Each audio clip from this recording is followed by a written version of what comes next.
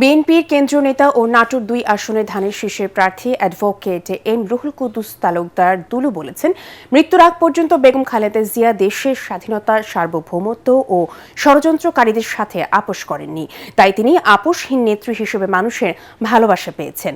বিকেলে নাটোর সদর উপজেলার কাফুরিয়ায় কসবা হাই স্কুল মাঠে হিন্দু, বৌদ্ধ, খ্রিস্টান ঐক্য পরিষদ আয়োজিত বেগম খালেদা জিয়ার বিদেহী আত্মার মাগফিরাত কামনায় বিশেষ প্রার্থনা অনুষ্ঠানে এসব কথা বলেন। অনুষ্ঠানে দুলুর মেয়ে ব্যারিস্টার তাসনুভা তাবাসসুম রাত্রি, কাফুরিয়া ইউনিয়নের চেয়ারম্যান আবুল কালাম ও হিন্দু, বৌদ্ধ, খ্রিস্টান ঐক্য পরিষদের নেতৃবৃন্দ উপস্থিত ছিলেন।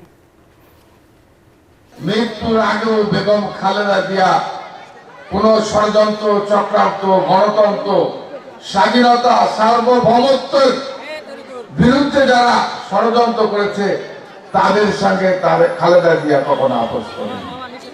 বেগম খালেদা জিয়া বাংলাদেশ যতদিন থাকবে, বাংলা ভাষার মানুষ যতদিন থাকবে, খালেদা জিয়ার নাম স্বর্ণ অক্ষরে লেখা থাকবে।